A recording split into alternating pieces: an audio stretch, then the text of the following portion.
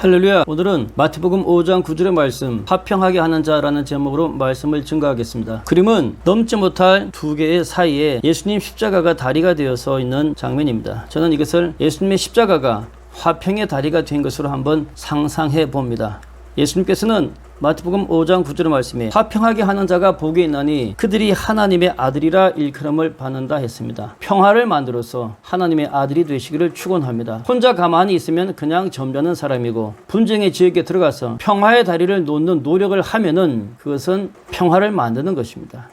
이 그림은 가인이 아벨을 돌로 쳐서 죽이는 장면입니다. 왼쪽의 그림은 하나님께서 받으시는 아벨의 제사고, 오른쪽에서 제대로 올라가지 아니하는 이 불은 하나님이 받지 아니하는 제사입니다. 하나님이 제사를 받지 않음에 대하여서 가인은 분하여 하고 그의 안색이 변했습니다. 하나님은 가인에게 내가 선을 행하지 아니하였다, 그리하여서 그 죄가 너의 마음문에 엎드러져 있는데 죄가 너를 삼키려고 하나 너는 죄를 다스리라 라고 했습니다. 죄는 우리 마음속에 있습니다. 우리 모두의 마음속에는 시기와 탐욕으로서 죄는 존재하는 것입니다. 바울은 이 죄에 대하여서 다음처럼 고백합니다. 내가 속사람으로는 하나님의 법을 즐거워하되 내 지체 속에서 한 다른 법이 있는데 이 다른 법이 내 마음에 선한 법과 싸워서 죄의 법으로 나를 사로잡는다 라고 했습니다. 나를 사로잡는 죄악의 법이 내 마음속에 있다는 것입니다. 왼쪽의 그림은 하얀 늑대와 검은 늑대가 싸우는 그림입니다. 체르키 인디안의 격언에 흰 늑대, 검은 늑대의 이야기가 있습니다. 체르키 인디안 할아버지는 손주에게 이야기합니다. 우리들 마음속에는 흰 늑대와 검은 늑대가 있다. 손주는 묻습니다. 흰 늑대가 강해요? 검은 늑대가 강해요? 할아버지는 손주에게 이야기합니다. 내 마음속에 있는 늑대에게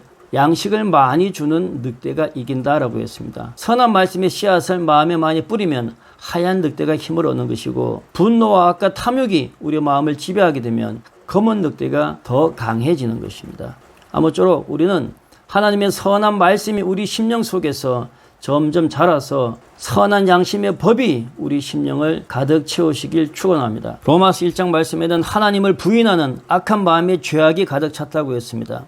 하나님을 부인하는 사람들은 그 마음에 하나님을 두기를 싫어하니 하나님은 하나님이 없는 그들의 상실된 그 마음에 불의, 추악, 탐욕, 악의, 시기, 살인, 분쟁, 사기, 악독, 수근수근하는 이러한 악이 가득 차게 된다고 하였습니다. 이러한 악은 가득 차서 우리 마음에 도사리고 있다가 적절한 때에 우리 몸 밖으로 입술로, 얼굴로, 행동으로 악으로 튀어나오기 마련인 것입니다. 그래서 창세기 4장에는 죄가 너를 원하나 너는 죄를 다스릴지니라 했습니다. 죄를 잘 다스리면 평안과 평화가 오는 것이고, 죄를 다스리지 못하면 분쟁과 시기와 다툼과 멸망과 하나님의 심판이 있는 것입니다. 평화를 만드는 4개의 경우를 보도록 하겠습니다. 첫 번째, 아브라함과 롯은 물질과 물질의 다툼이었습니다. 어느 날 아브라함과 롯의 목자들이 목초지를 두고 다툼이 일어났습니다. 그때 아브라함은 롯을 불렀습니다. 우리는 한 친족이라 나나 너나 내 목자나 너의 목자나 다투게 하지 말자 했습니다. 다투지 않는 것이 중요합니다. 눈앞의 이익에 눈이 멀게 되면 우리는 다툼으로 치달을 수밖에 없습니다. 하나님의 음성을 들은 사람,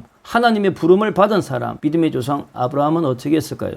아브라함은 미래 비전이 풍성하게 보이는 산 꼭대기로 올라갔습니다. 너의 앞에 온 땅이 있지 아니하냐, 나를 떠나라. 선택권을 주었습니다. 양보한 것입니다. 네가 좌하면 나는 우하고 네가 우하면 나는 좌하리라. 양보한 아브라함에게 하나님은 풍성한 비전을 허락하여 주셨던 것입니다. 물질과 물질의 다툼, 이익과 이익의 다툼, 권세와 권세의 다툼, 혹은 자존심과 자존심의 다툼에서 양보하는 자에게 하나님의 평화가 임하는 줄 믿습니다. 강자와 약자의 다툼은 어떻게 해결해야 할까요? 상황을 파악하는 지혜가 있어야 되고 용기가 있어야 되고 강자의 마음을 돌이킬 수 있는 능력이 필요합니다. 지혜와 용기, 그 능력을 우리는 아비가일에서 볼 수가 있습니다. 다윗이 유대 광야에서 자기가 도피하고 있던 지역에 평화를 주장하였습니다. 그러던 어느 날 그 지역에서 나발이라는 사람이 양털을 깎게 되었습니다. 그때 다윗은 나발에게 사람을 보내어서 풍성한 수확을 축하합니다. 당신의 수확을 나에게 조금 나눠주십시오라고 대단히 겸손하게 이야기를 합니다. 그런데 그 나발은 주인을 떠난 종들이 요즘 시끄럽다고 하는데 그가 누군지 나는 모르겠다 그러면서 다윗이 보낸 다윗의 종을 모독하여 돌려보냅니다. 이에 다윗은 분노하였고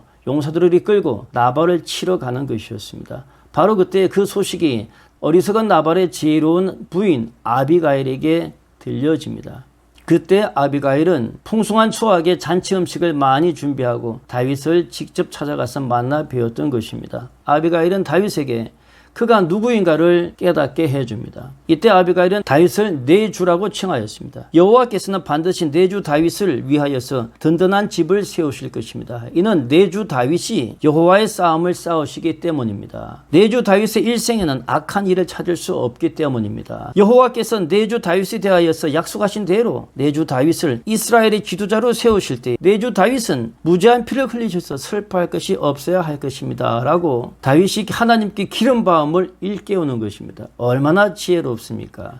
그제서야 다윗은 깜짝 놀랍니다. 하마터면 내가 어리석은 자로 인하여서 하나님의 선한 사명에 피를 묻힐 뻔하였다라고 합니다. 강자와 약자, 강한 다윗과 어리석은 나발의 피 흘림의 분쟁에서 아비가일은 지혜와 용기로 그리고 담대한 배짱으로 하나님의 말씀으로 다윗의 분노를 누그러뜨렸던 것입니다. 강제의 분노를 돌이키고 달랠 수 있는 선한 지혜를 가지시기를 주의 이름으로 축원합니다. 국가와 국가의 분쟁도 있습니다. 하나님의 수없이 많은 선지자들은 평화를 이야기했습니다. 그림에서는 솔로몬의 통일 왕국이 그의 아들 르호보암 때에 남유다와 북이스라엘로 분단되는 장면입니다. 솔로몬의 아들 르호보암은 전쟁을 준비했습니다. 르호보암이 예루살렘에 이르러서 유다의 온 족속과 베냐민 지파를 모으니 택한 용사가 18만 명이라고 했습니다. 이스라엘 10개 지파와 싸워서 나라의 분단을 막으려고 하였던 것입니다. 나라와 나라 사이에 마찰, 역사의 깊은 통찰이 있어야 하는 것입니다. 이때 스마야는 어떻게 했을까요? 스마야는 하나님의 음성을 듣고 하나님의 평화의 메시지를 이들에게 전하였습니다. 열왕기상 12장 말씀에 보면 하나님의 말씀이 하나님의 사람 스마야에게 임하였다 했습니다. 하나님의 말씀을 받은 스마야는 솔로몬의 아들 유다왕 르호보암과 유다와 베냐민의 온 족속과 그리고 그 남은 백성들에게 말하여서 하나님의 말씀을 이릅니다. 너희들은 하나님의 말씀을 들어라. 하나님의 말씀이 너희들은 올라가지 말라고 하였다. 너희는 너희 형제 이스라엘 자손과 싸우지 말고 집으로 돌아가라. 국가가 분단된 이 일은 나 여호와로 말미암아 난 것이라 라고 하였습니다. 전쟁을 위하여 모였던 18만의 용사들은 그 말씀에 순종하고 전쟁터를 떠나서 그들의 집으로 돌아갔다고 하였습니다. 스마야, 하나님의 평화를 전쟁을 위하여 준비된 종사들에게 선포하였습니다. 이 나라 이 민족에 전쟁이 없기를 기도합니다. 전쟁을 방지하기 위하여서 평화를 외치는 수없이 많은 사람들이 있습니다. 우리는 그들의 이야기에 귀를 기울여야 할 것입니다. 또 다른 화평은 우리 심령에 주신 예수님의 화평인 것입니다. 예수님은 우리에게 어떻게 화평을 주었습니까? 십자가의 대속으로 말미암아 우리에게 화평을 주었습니다. 예수 그리스도께서 십자가의 다리를 놓아주시기 전에 우리는 하나님께로 나갈 수가 없었던 것입니다. 율법은 우리를 하나님께로 인도할 수 없는 것이었습니다. 사도 바울은 고백합니다. 율법을 깊이 알면 알수록 내 죄만 더 드러날 뿐이었다. 율법은 우리를 죄악에서 건질 만한 능력이 없습니다. 그래서 하나님께서는 그의 아들 독생자를 보내주셨고 이 독생자는 우리의 모든 죄를 스스로 짊어짐으로 말미암아 우리 인간과 하나님 사이에 넘어갈 수 없는 심판의 이 강을 십자가로 화평의 다리를 놓았던 것입니다. 에베소서 2장에 말씀하고 있습니다. 전에 멀리 있던 너희가 이 너희는 넘어갈 수 없는 이 둘 사이의 간격을 이야기합니다. 그리스도 예수 안에서 그리스도의 피로 가까워졌다 합니다. 그리스도 예수는 우리의 화평이신지라 둘을 하나로 만들어서 원수된 것 중간에 막힌 담을 자기 육체로 허셨다라고 했습니다. 마가복음 15장에는 예수님의 십자가 죽음에 대하여서 다음처럼 증가하고 있습니다. 예수께서 큰 소리를 지르시고 숨지시니라 라고 합니다. 이에 성소의 휘장이 위로부터 아래까지 찢어져서 둘이 되었다 했습니다. 히브리서 10장에는 말씀하십니다. 우리는 예수의 피를 힘입어서 성소에 들어갈 담력을 얻게 되었습니다. 예수님이 자신의 몸을 찢음으로써 성소를 이렇게 찢었죠. 이 찢어진 성소를 통하여서 우리는 하나님 앞에 나아갈 수가 있습니다. 그 길은 휘장을 찢어서 열어놓으신 우리의 새로운 살 길이요 휘장은 그의 찢어진 육체니라 라고 했습니다. 예수님을 찢은 그 십자가가 생명의 길이 되었던 것입니다. 그리스도 예수 우리의 화평인 것입니다. 화평케 하는 자는 복이 있나니 그가 하나님의 아들이라 칭함을 받을 것이며라 했습니다. 우리도 어떠한 삶을 살든지 어떠한 상황에 놓이든지 스스로 점잖고 착한 개인의 평화를 넘어서서 다툼과 분쟁 지역으로 좀 더 적극적으로 뛰어들어가 평화를 만드시기를 주의 이름으로 축원합니다. 우리는 하나님의 평화를 내 몸 밖에 펼쳐낼 때에 하나님의 아들이 될 것입니다. 감사합니다.